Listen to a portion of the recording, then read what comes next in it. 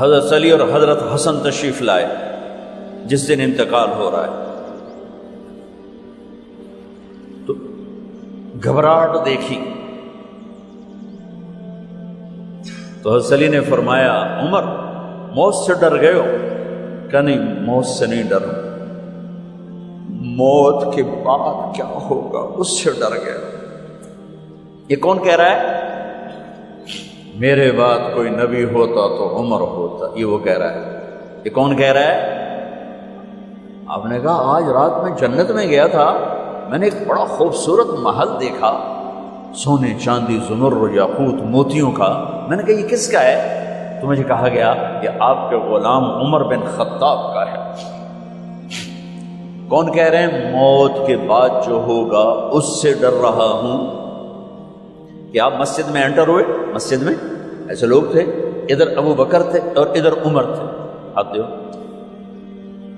آپ نے یوں ہاتھ پکڑ لیے، دونوں کے ایسے ہاتھ پکڑ لیے، ادھر ابو بکر ادھر عمر۔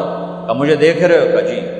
کہا قیامت کے دن میں ایسے اٹھوں گا کہ میرے ادھر ابو بکر ہوگا اور ادھر میرے عمر ہوگا۔ یہ عمر کہہ رہے ہیں موت سے نہیں ڈرا ہوں، موت کے بعد کیا ہوگا اس پہ ڈر رہا ہوں۔ تو حضرت علی نے فرمایا کیوں ڈرتے ہو؟ میں گواہی دیتا ہوں،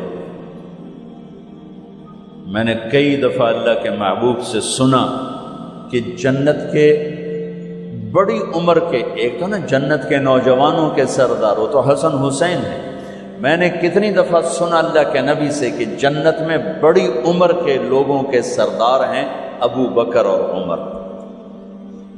تو آپ نے کہا قیامت کے دن گواہی دو گے؟ آپ نے کہا، حضرت علی نے کہا میں بھی گواہی دوں گا، میرا بیٹا حسن بھی گواہی دے گا۔ وہ حضرات تشریف لے گئے تو موت کی آہٹ کو محسوس کیا۔ ویل لک یا عمر ان لم یغفر لک عمر ان لم یغفر لک ربک، اے عمر اگر تیرے رب نے آج تجھے معاف نہ کی تو ہلاک ہو۔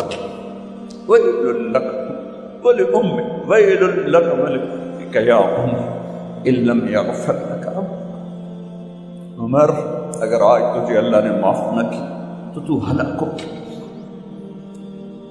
اتنے بڑے مقام والے 1,24,000 میں ایک آدمی ہے مراد، جس سے مانگا گیا ایک آدمی، یا اللہ عمر دے دے میرے اسلام کی بلندی کے لیے۔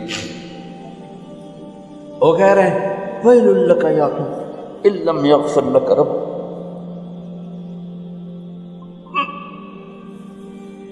اے عمر تو برباد ہو گیا اگر تیرے رب نے تجھے معاف نہ کیا۔ یہ کہتے کہتے کہتے کہتے جان نکل گئی۔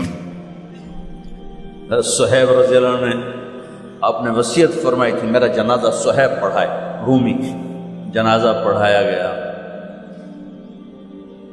کندھوں پہ اٹھایا گیا، اور آ کر اماں جان عائشہ رضی اللہ عنہ کے دروازے پر عبداللہ بن عمر، باقی تو کوئی پتہ نہیں تھا کسی کو، گوے ٹھہر جاؤ جنازہ یہاں رکھ دو۔ پھر آگے بڑھے، دستک دی، اماں جان میرا باپ عمر بن خطاب دروازے پہ پہنچ چکا ہے، اندر آنے کی اجازت ہے۔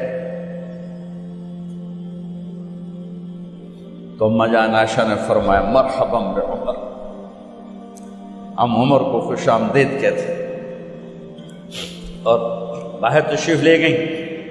وہیں حجرہ مبارک میں قبر کھودی گئی تو عبداللہ بن عباس فرماتے ہیں کہ میرے کندھے پر کسی نے ہاتھ رکھا، تو میں نے یوں پیچھے مڑ کے دیکھا تو جناب امام المتقین حضرت علی کھڑے ہوئے رو رہے تھے اور فرما رہے تھے عمر مجھے پتا تھا تیرے سوا یہاں کوئی نہیں آ سکتا، مجھے پتا تھا یہاں تو ہی آئے گا اور کوئی نہیں آ سکتا، چونکہ میں نے ہزاروں دفعہ سنا